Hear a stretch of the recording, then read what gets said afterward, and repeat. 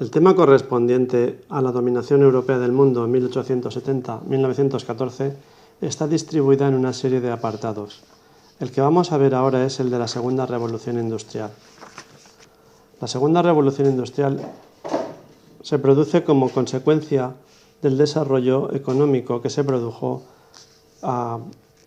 dando respuesta a toda una serie de hechos y acontecimientos.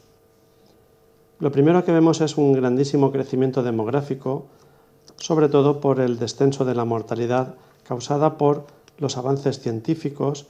Entre ellos podríamos destacar la aparición de la vacuna de la tuberculosis o, por ejemplo, los avances científicos e inmunológicos llevados a cabo por el doctor Louis Pasteur, y que todo supuso que con el mantenimiento de la natalidad hubiese una gran explosión demográfica en Europa. Así, este crecimiento demográfico, como no estuvo acompañado por un aumento de la renta económica de las personas, se produjeron desplazamientos de población en busca de otras zonas en el mundo que pudiesen darle respuesta a sus necesidades. De esta forma se estableció una grandísima emigración a ultramar, sobre todo a Estados Unidos, Canadá y Australia, por parte de británicos e irlandeses. Italianos y eslavos se dirigieron a ambas Américas y españoles, portugueses, sobre todo a la América Latina. Un segundo punto muy interesante en esta época, que va desde 1880 aproximadamente a 1914, fue la aparición del petróleo como una fuente de energía y a la vez como un producto básico y fundamental para la industrialización. El uso de la electricidad, por otra parte, también hizo que cambiasen las empresas su organización. ¿Por qué? Porque la electricidad cada vez fue más utilizada y además cuando se inventaron los transformadores se podía transportar muy fácilmente a todos los sitios, cambiando esa obligatoriedad que tenían las empresas de estar cerca de una fuente de energía. Así, energía basada en la electricidad y en el petróleo fueron también los grandes impulsores de los nuevos medios de transporte, como fueron tranvías o los ferrocarriles metropolitanos. También con las nuevas destilaciones del petróleo y las nuevas elaboraciones de gasolinas aumentó muchísimo lo que fueron la construcción de automóviles, por supuesto, y también el incremento de inventores, ingenieros, mecánicos que buscaban también el desarrollo de la aviación. Todos estos medios de transporte supusieron evidentemente una facilidad en el comercio y un desarrollo industrial importante.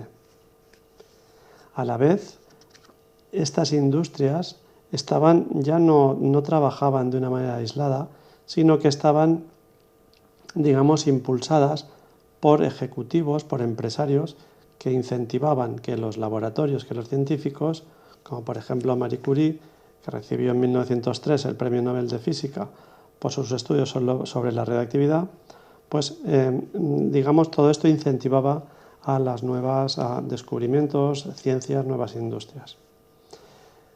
Así, por ejemplo, la industria siderúrgica tuvo una grandísima expansión, o la metalúrgica, por supuesto la eléctrica, con nuevas aplicaciones de alumbrado, con nuevos medios de transporte, o el sector químico, que también tuvo un gran impulso en la creación de nuevos productos, como abonos o tintes o incluso explosivos.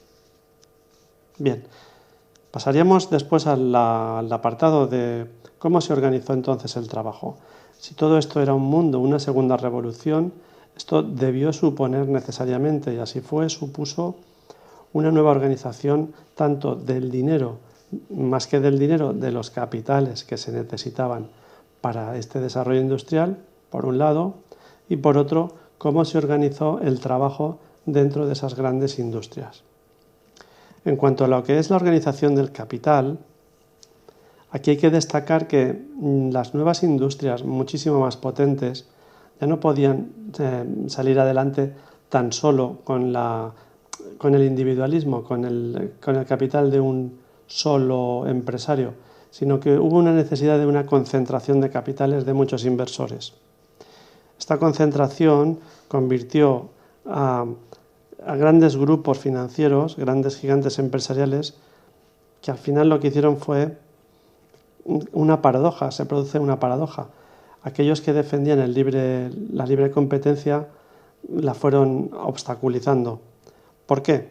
Pues porque aparecieron asociaciones como por ejemplo el cártel, que son empresas asociadas que se unen justamente para eliminar la competencia de otras empresas, o por ejemplo el trust, que es una fusión de diversas empresas en una empresa nueva del mismo sector, o el holding, que es una sociedad financiera que lo que tiene es capital en diferentes y variadas empresas y así controla las actividades. Y como expresión máxima de la eliminación de la competencia estaría el monopolio, que consiste en que un fabricante o un distribuidor tiene la competencia absoluta y no tiene, por supuesto, nadie que compita con él en la distribución o fabricación de ese producto. Eso es en cuanto a la concentración de las empresas, cómo se llevó a cabo.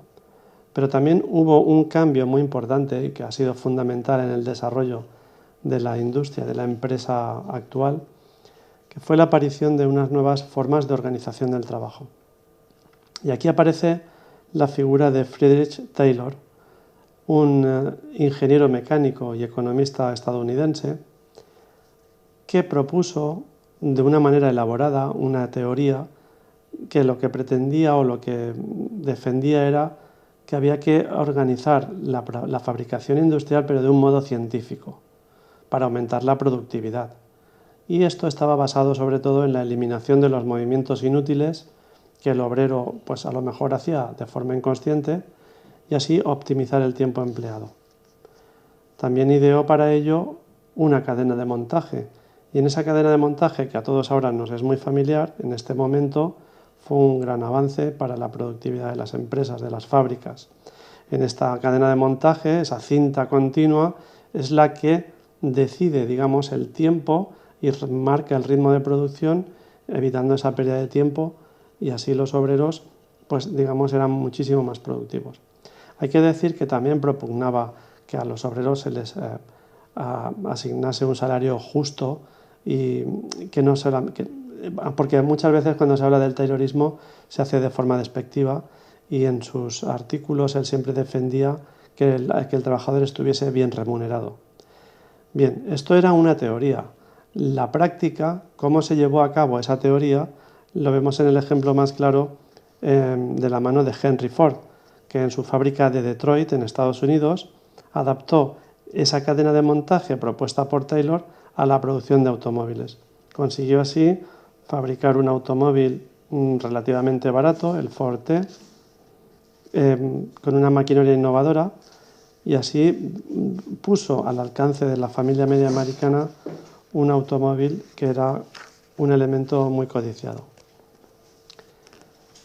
Aparecen así de esta manera nuevas potencias industriales.